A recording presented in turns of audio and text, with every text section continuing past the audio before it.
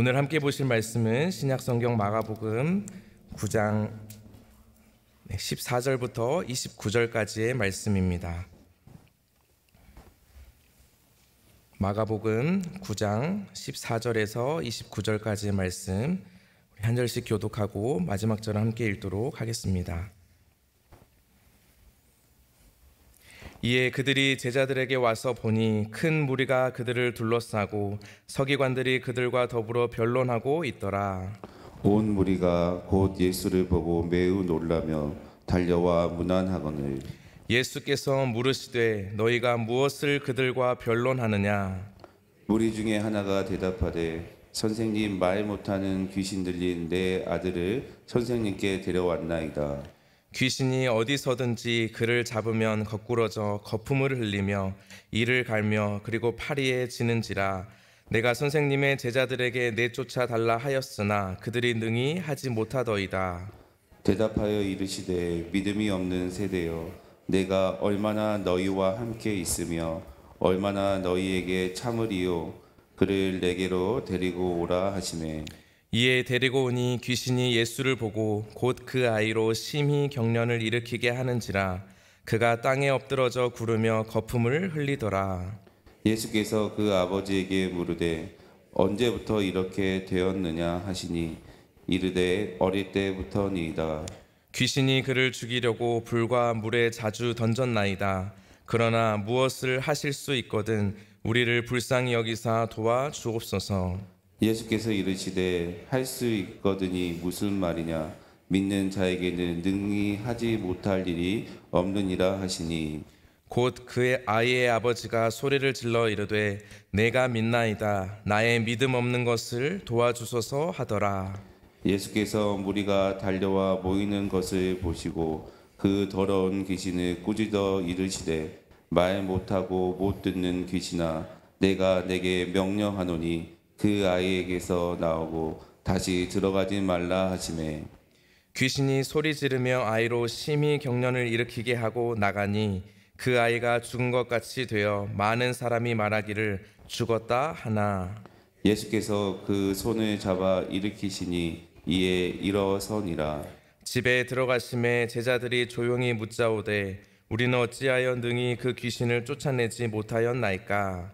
이르시되 기도 외에 다른 것으로는 이런 종류가 나갈 수 없느니라 하시니라. 아멘. 이 새벽에도 하나님을 사모하여 이 자리에 모인 모든 성도님들 가운데 하나님의 은혜와 평강이 가득하시길 소망합니다. 어제 우리는 마가복음 9장 앞부분의 말씀을 통해서 예수님의 세 제자였던 베드로, 야고보, 요한이 예수님께서 영광스럽게 변화하였던 변화산의 사건을 함께 살펴보았습니다. 변화산의 사건 이후 이제 예수님과 세 명의 제자는 산 아래로 내려오게 됩니다. 그런데 예수님의 제자는 12명이었기 때문에 3명을 제외한 9명의 제자가 산 아래에 있었습니다. 그런데 예수님께서 산에서 내려오실 때 이 9명의 제자들이 어떤 상황에 직면해 있는지 오늘 14절에서 말씀하고 있는데 우리 14절 말씀을 다 함께 읽겠습니다. 이에 그들이 제자들에게 와서 보니 큰 무리가 그들을 둘러싸고 서기관들이 그들과 더불어 변론하고 있더라. 아멘. 예수님께서 세 제자와 함께 내려왔을 때 9명의 제자들의 상황은 무리들에게 둘러싸여 있었습니다. 그리고 변론하고 있었습니다. 분명 예수님과 세 제자는 산 위에서 영광스러운 하나님의 영광을 바라보았지만 산 아래에서는 여전히 문제가 가득한 것을 우리는 마주하게 됩니다. 그리고 예수님께서 내려오신 것을 보고 그 무리들은 이제 제자들이 아닌 예수님을 둘러싸기 시작하였습니다. 그래서 15절 말씀에 보면 온 무리가 예수님을 둘러싸고 있다고 말하고 있습니다. 그래서 이제 예수님은 16절에서 너희가 무엇을 그들과 변론하느냐라고 질문을 던졌습니다. 그때 무리 중에 한 사람이 17절에서 이렇게 대답하였습니다. 우리 17절 같이 읽겠습니다. 무리 중에 하나가 대답하되 선생님, 말 못하게 귀신 들린 내 아들을 선생님께 데려왔나이다. 아멘. 무리 중에 하나가 이렇게 대답하였습니다. 말 못하게 귀신 들린 내 아들을 선생님께 데려왔습니다 라고 이야기를 하고 있습니다. 말을 못하는 귀신에 들린 그 아들을 둔 아버지의 심정이 어떠했을지 우리는 마가복음을 통해서 계속해서 이해할 수 있습니다. 우리는 앞서 회당장 야이로의 딸과 또 수로보니게 여자의 믿음을 보면서 부모가 자기 자녀가 아플 때 또 귀신이 들려있을 때 무엇이라도 해서 이 자녀를 낫게 해야겠다는 그 간절한 마음을 우리는 알 수 있습니다. 오늘 본문에 등장한 이 귀신 들린 아들을 둔 아버지 역시 지푸라기라도 잡고 싶은 심정으로 여기저기 찾아왔고 또한 그 믿음을 가지고 제자들에게 나와왔습니다. 그런데 오늘 본문에 등장한 귀신 들린 아들을 둔 아버지는 그 제자들에게 데려왔지만 그 제자들의 능히 고치지 못하였다라고 18절에서 말하고 있습니다. 제가 읽어드리겠습니다. 귀신이 어디서든지 그를 잡으면 거꾸러져 거품을 흘리며 이를 갈며 그리고 파리에 지는지라 내가 선생님의 제자들에게 내쫓아 달라 하였으나 그들이 능히 하지 못하더이다 라고 고백하게 됩니다. 귀신 들린 이 아들을 둔 아버지는 아들의 상태가 굉장히 심각했고 또 그 상태가 어떠했는지를 상세하게 설명하고 있습니다. 귀신이 들리면 거꾸러지고 거품을 흘리고 이를 갈고 그래서 그 삶이 굉장히 파리해진다라는 것을 지금 말하고 있습니다. 이렇게 자신의 아들을 고치기 위해서 간절한 마음으로 찾아왔지만 제자들은 그 아들을 고치지 못하였습니다. 그런데 우리가 이 상황에서 생각해 볼 수 있는 것은 분명 마가복음 6장에서는 이 제자들이 귀신을 쫓아내었고 많은 병자들에게 기름을 발라서 고쳤다라고 기록하고 있습니다. 그런데 오늘 본문에서는 이 9명의 제자들은 무기력한 모습으로 무리들에게 쌓여 있는 것을 보게 됩니다. 이때 이 제자들을 향해 그리고 이 사람들을 향해 주님께서 뭐라고 하시는지 우리 19절 말씀을 다 함께 읽겠습니다. 대답하여 이르시되 믿음이 없는 세대여 내가 얼마나 너희와 함께 있으며 얼마나 너희에게 참으리요 그를 내게로 데려오라 하시매. 아멘. 예수님께서는 이 사람들을 향해 그리고 제자들을 향해 믿음이 없는 세대여 라고 책망하고 있습니다. 그리고 예수님께서는 귀신 들린 아들을 내게 데려오라 라고 말하고 있습니다. 이 귀신이 들린 아들은 앞서 소개한 바와 같이 굉장히 심각한 상태였습니다.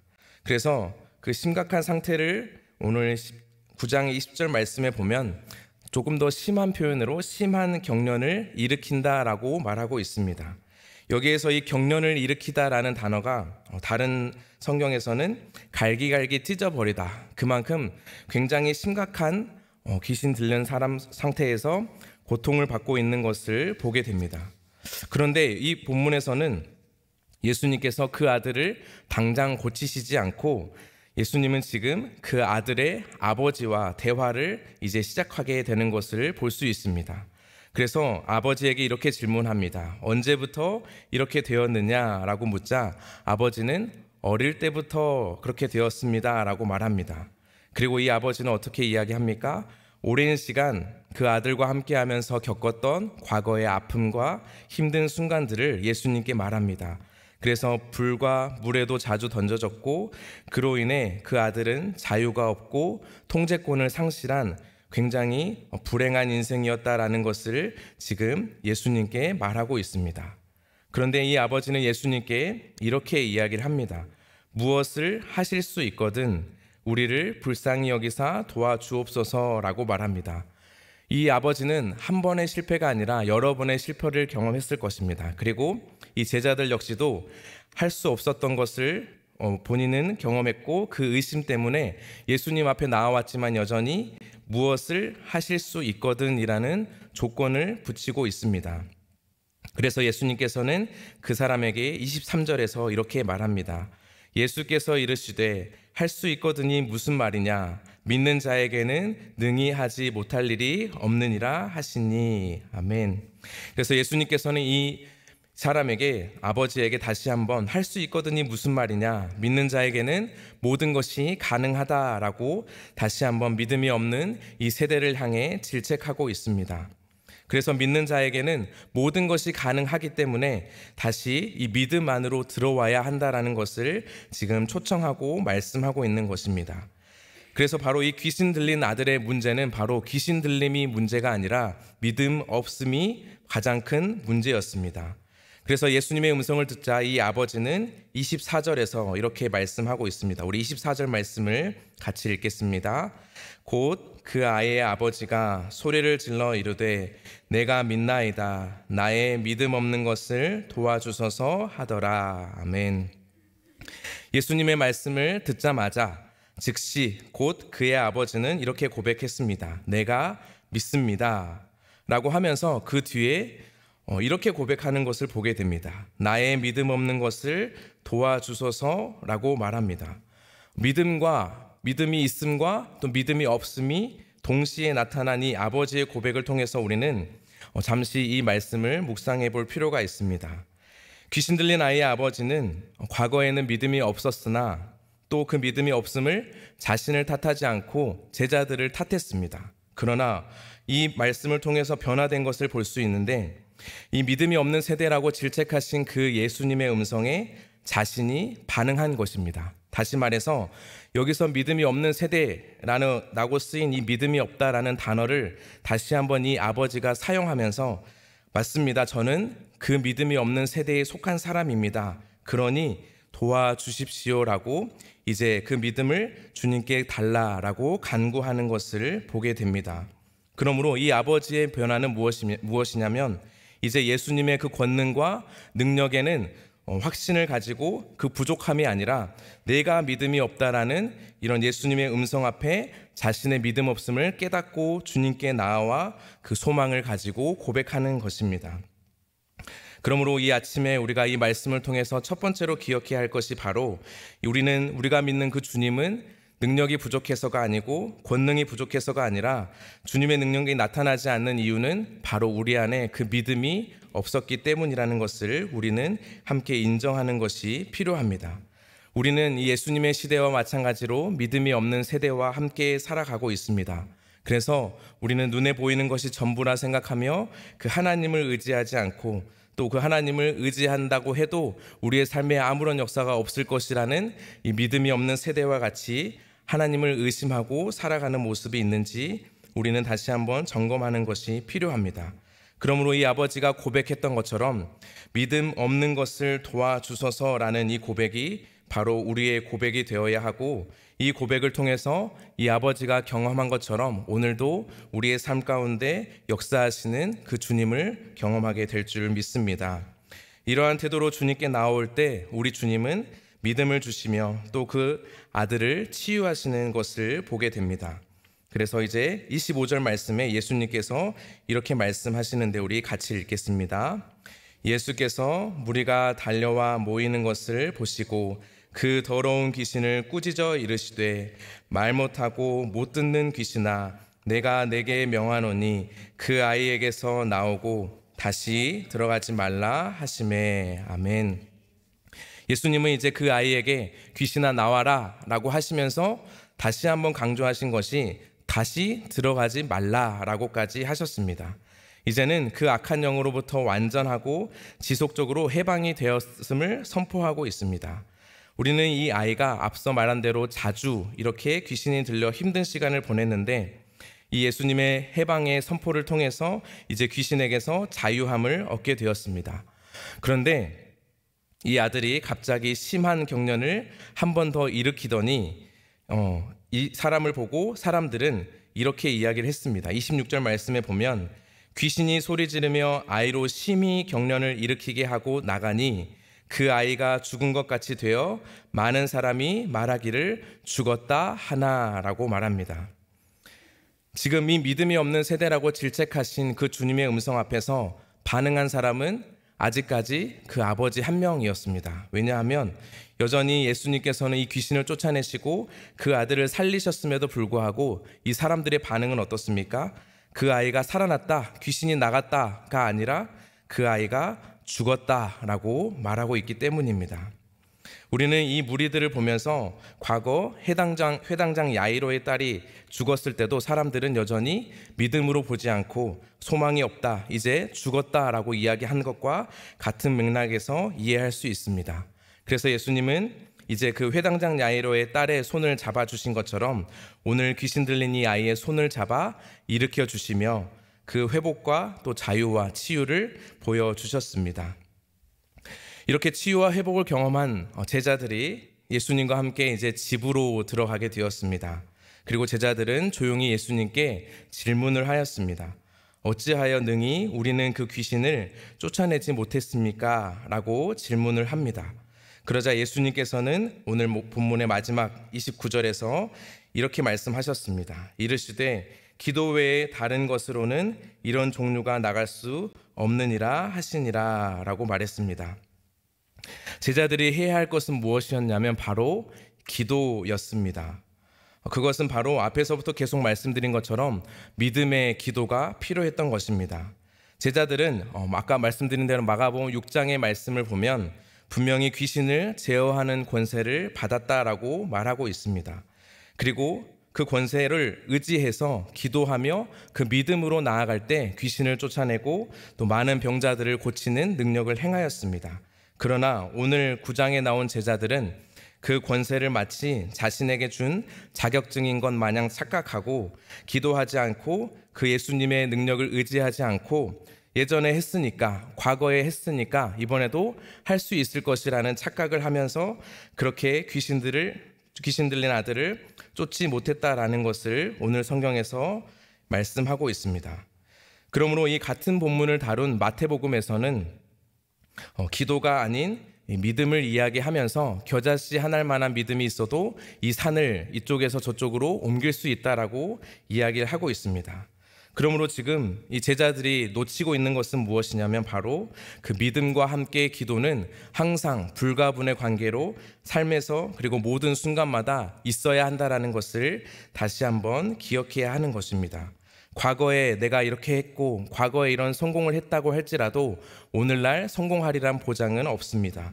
다시 말해서 예수 그리스도를 믿는 사람은 과거의 경험에 휩싸이는 것이 아니라 오늘 나의 삶에 역사하시는 그 주님을 믿음으로 기도할 때 그 주님의 능력 안에 거하는 복된 인생이 된다라는 것을 기억해야 합니다. 말씀을 정리하겠습니다. 우리는 오늘 말씀을 통해서 구약에 나타난 출애굽기의 말씀을 함께 생각해 볼 수 있습니다. 시내산에 올라갔던 모세, 그 모세는 하나님의 십계명을 받고 시내산에서 하나님의 영광을 보았습니다. 그러나 시내산 아래에 있었던 이스라엘 백성들은 금송아지를 만들며 불신의 시대를 함께 살아가고 있었습니다.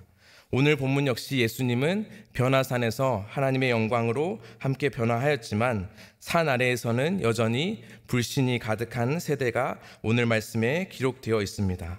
그래서 우리는 이 말씀을 통해서 다시 한번 회복해야 할 것은 바로 주님의 권능과 능력이 부족해서가 아니라 나의 믿음이 없음을 다시 한번 회복해야 한다는 것입니다. 그러므로 이 믿음이 있다면 반드시 오늘 말씀에서 하신 것처럼 예수님께서 말씀하신 것처럼 반드시 기도가 함께 나타나야 합니다. 믿음이 있다고 말하면서 기도하지 않는 것은 하나님의 기적을 바라면서 하나님의 능력이 우리의 삶 가운데 왜 나타나지 않느냐고 불평하는 어리석음과 같습니다. 참된 제자라면 이 믿음과 기도는 우리의 삶 가운데 늘 불가분의 관계 속에서 함께 나타나야 한다는 것을 기억해야 합니다. 또한 믿음이 없는 세대라고 질책하셨던 그 주님의 음성 앞에서 오늘도 우리의 믿음을 돌아보는 것이 필요합니다. 많은 사람들이 귀신 들린 아들의 아버지를 보고 다 그렇게 똑같이 안 될 것이라고 생각했고 끝까지 그 믿음을 가지지 못했지만 귀신 들린 아들의 아버지는 예수님의 음성을 듣고 믿습니다. 그리고 나의 믿음 없음을 도와주소서라고 고백하며 예수님의 치유와 그 권능을 경험하게 되었습니다. 그러므로 우리의 기도 역시 믿습니다, 주님. 그러나 우리 안에 믿음이 없음을 긍휼히 여겨주시고 우리에게 도와주셔서 믿음을 더하여 주시고 우리의 믿음으로 기도할 때 하나님의 은혜를 누리는 이 하루가 되게 해달라고 기도하시는 우리 모든 성도님들 되시길 바라겠습니다. 함께 기도하겠습니다. 하나님 아버지 감사합니다. 오늘도 이 마가복음 9장의 말씀을 통해서 믿음의 기도가 무엇인지를 함께 생각해 보았습니다. 하나님, 우리가 믿음이 있다 하면서 기도하지 않는 어리석음에 빠지지 않도록 도와주시고 또한 우리의 믿음이 온전하지 않기에 우리의 믿음 없음을 도와주소서라고 고백했던 그 아버지의 고백처럼 우리가 다시 한번 온전한 믿음의 주요 온전케 하시는 예수님을 바라보고 주님께서 주시는 참된 믿음 안에 그 믿음 안에서 통해서 주님의 능력을 경험하는 복된 인생이 되게 하여 주시옵소서. 이 하루도 더욱 주님을 의지하고 주님을 바라보며 주님의 은혜를 경험하길 원하오니 주의 영으로 우리 가운데 충만하게 역사하시고 함께하여 주시옵소서. 감사드리며 예수님의 이름으로 기도합니다. 아멘. 이 시간 우리 함께 기도할 때 3월부터 시작될 우리 초청교회 모든 양육 과정을 통해서 하나님을 더욱 깊이 알아갈 수 있도록 기도해 주시기 바랍니다. 또한 시니어 대학과 육아 사랑방 그리고 3040 등 교회의 온 세대가 성령 안에서 하나 되는 교회가 될 수 있도록 기도해 주십시오. 그리고 초청교회 다음 세대를 위해서 기도하실 때 새소식반과 드림스쿨을 통하여 이 지역의 어린이들이 복음을 듣고 주님께 돌아올 수 있도록 기도해 주시고, 또 특별히 새 봄, 새 학기, 새 학년을 시작한 우리 자녀들이 두려움과 불안함이 아니라 주님의 말씀을 붙들고 강하고 담대하게 살아갈 수 있도록 믿음을 더하여 달라고 기도해 주시기 바랍니다. 그리고 교회와 가정을 위해서 그리고 주변의 아픈 환우들을 위해서 이 시간 주님의 이름 한번 찾고 각자 기도하며 나아가겠습니다. 주여